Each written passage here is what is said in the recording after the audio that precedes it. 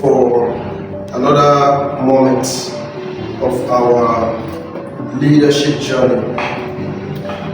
There are some kind of temptations that great leaders usually have. And this moment we just want to we'll be exploring some of those temptations. So you will be learning about three major temptations great leaders usually have. Apart from general temptations that will be unique with individuals, but there are usually three major temptations that great leaders usually have, and it's important we discuss them briefly and look at them and see how they relate to us and what we do. Excuse me. And because the leadership journey is very important, and so a leader, being not yet perfect, will be exposed or disposed to having several kinds of temptations because of his leading functions. And so we look at them, taking insight from Luke chapter 4, from verse 1 to 10, where a great leader, Jesus, had his temptations. He was tempted by the devil, and we see how he responded to each of the various levels of temptation. So we'll just look at them briefly and then see how it goes. The first one was the temptation about having food, where the devil said to him, "If you are the Son of God, turn these stones to food or to bread. If you are the Son of God, turn these stones to food." And he said, how did he respond? He said, well, a man should not live by bread alone, but by every word that proceeds from the mouth of God. He already has boundaries, he already has principles, he already has working policies that shielded him from succumbing to such kind of temptations. But now look at this. This temptation is not just about food. Look at it that it's more about having something. Having something. And so he's teaching us here that you can do without some things. So temptation number one, you are what you have. That's temptation number one. When the devil makes it to look as though you can't do without certain things, you should come to a point, having known your identity, to push it back, to understand that you are not what you have, so you can do without certain things. So as a great leader, learn to do without certain things. Learn to do without certain things. It mustn't always be food. It mustn't always be material things. Whatever it is, learn to do without things. You are not what you have.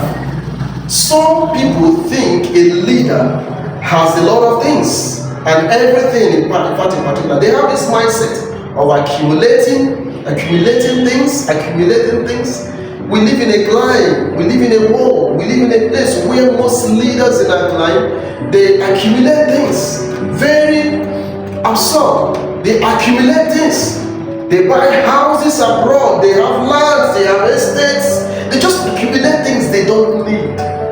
So they keep having, because they succumb to this temptation of having things. As a leader, don't succumb to the temptation of having things. Don't. You are not what you have. Do without some things. Let to free your mind to do without some things. It is not a proof that you are a child of God, you are close to God, or you are progressing. It's not a proof of success, it's not a proof of progress, it's not a proof of prosperity. Do without some things. Right, so that's temptation number one. Learn to do without some things. The temptation number 2, the temptation came to him from the devil, where he took him to the pinnacle of the temple and told him to look around and see the beauties of the world, the whole estates and empires of the world. And he said to him, bow to me and I will give you these things. And what did he say to him? What did he say to him? Jesus, the great leader, said to him, he said, you can't bow before the devil. It is only God that you can worship. You must worship the Lord your God, and only Him you will worship. He understands His priority and focus. He understands His identity. He understands His priority. He understands His allegiance and focus. So what's that temptation about? That temptation is about you. It's about doing things, because He said, bow to me. Look at all these things. When you bow to me, then I will give it to you. So if you bow to the devil, of course you can't have Sabbath. The principle of Sabbath is rest. So the only one that teaches you that you can have rest is when you walk in line with divine order. So when you don't walk in line with divine order, you can't have rest. And we teach leaders, you are not supposed to do everything. Do some things so you can have rest. Anytime you begin to walk beyond the limit of your having rest, you are no longer walking after divine order. You are no longer doing the work that is in consonance with your being, because that's important. When you don't do things that is in alliance with who you are, your identity and your being, you overwork yourself. And when you overwork yourself, it means you are not having rest. That's the principle. Alright, so when you bow to the devil, when you work for the devil, when you bow to the devil, when the devil is your superior, when he's your master, when he's the one that is the boss, when he's the one you are reporting to, you can't have rest. There is the principle of Sabbath will not exist with you as long as he is your supervisor. Alright, so but if you will have Sabbath, that's if you will have rest, if you have your peace, if you will have a day or two, you could say, let me stay and rest. Then your allegiance must not be to the devil. Your allegiance must be to God, and you have to walk in such a way where your rest will return to you.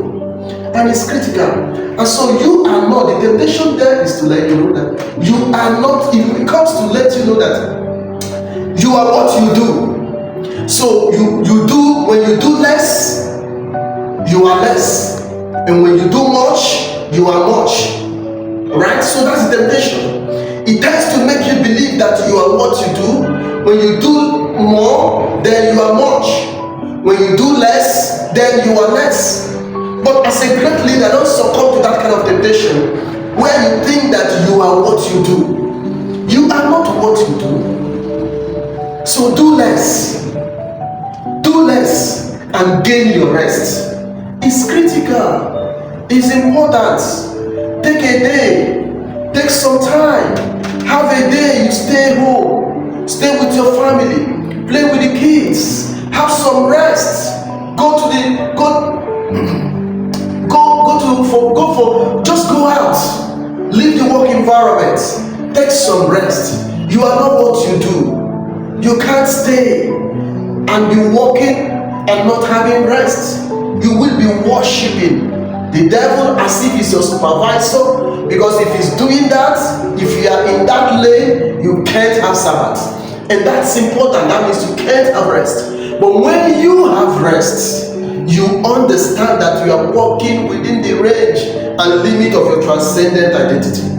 And you are walking within the borders, you are walking with form, and you are happy, and you are having rest. That's how you ought to walk. So that temptation means you are not, is saying, see, you are not what you do. Learn to have rest. Understand that, very important. You are still a being, a leadership being. You are not what you do. Learn to have your rest. Then temptation number 3. He moves to temptation number 3, where he says to him, well, if you are the Son of God, you will have to, he took him to a pinnacle, to a high point, and said, well, if you are the Son of God, you will have to jump down from this place. You will have to jump down, because he's already said he's going to give his angels charge over you. And they will all keep you so you don't even break your bone. Don't break your feet, you don't hit your leg on a stone. You know. So, but what did he say to him? The great leader Jesus responded and said, it is written, you shall not tempt the Lord your God. He is already settled. He already has he's a settled being.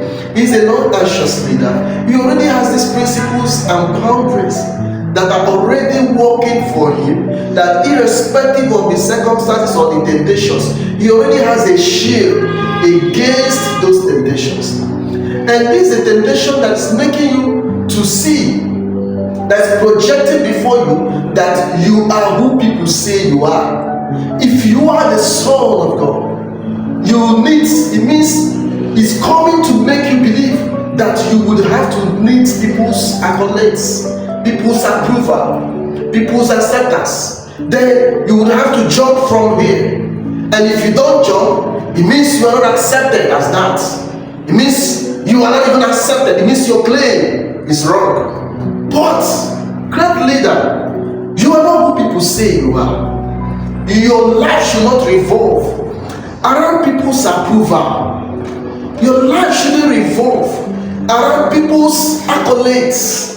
You are not who people think you are. So, be settled. Be settled. Don't be a man pleaser. Be settled. Eye service, man pleasing, trying to be accepted, trying to gain acceptance, it's all foul. It's all fake. Don't walk in that regard. Don't walk in that horizon. Great leaders are settled beings. They are not anxious leaders. They are not anxious beings. They are not anxious. They are, in fact, they are settled. They are settled because they are not trying to prove anything to anyone. They are not trying to prove anything to anyone. They are already settled. And it's important, as a great leader, you understand that your relevance does not depend on people's approval. Your greatness does not depend on people's approval. As long as you are discharging your leading functions, work according to plan and goals, and grow yourself from within in your leadership journey. As you're growing yourself from within in your leadership journey, you understand your boundaries and what you ought to do and what you ought not to do. Understanding very well that your acceptance does not depend on people's approval. You are already accepted. You are already a leader. You are already growing in your journey. You are already moving forward. And you need to understand this and be settled with it. And so, as a leader, you need to be careful with these 3 temptations that will come your way, and they're already there. And they're already there. So know very well that you are not what you have. So when in the bid to accumulate things, gather things, pursue food or material things or material gains, when in the bid of gathering things, understand that you are not what you have. So because you are not what you have, pursue less of things. Pursue less of things. There are people, they are all after the pursuit of things. Just learn to pursue less of things. You are not what you have. And if you do this, you will learn to regain your soul and learn to have rest. The second one is this: you are not what you do. And so trying to work 24 hours a day does not make you a great leader. Alright? So if you are working 24 hours a day as a human being, it means that you are losing your Sabbath. And when you don't have rest, you couldn't be working for the one who made rest. Be careful. Don't lose your rest. You are not what you do. So reclaim your authenticity, your identity and your originality. Then the third one, you are not who people say you are. So understand that very well. People's acceptance and accolades does not matter. What matters is the purpose for which you are made. Your transcendent identity in what you are made within your leading functions, in your leadership journey. That's what you make. How you make. So it's important to understand this, and you know that you need less of this, you need to do less, and you need less of people's approvals. And it's important to understand this. When you have this, you have your peace and you have your rest. You will not walk overboard, and your peace will always be with you. Thank you so much. Let me stop here. Make your comments, make your observations and opinions, and ultimately share your experiences. And I would like to read them with you. God bless you.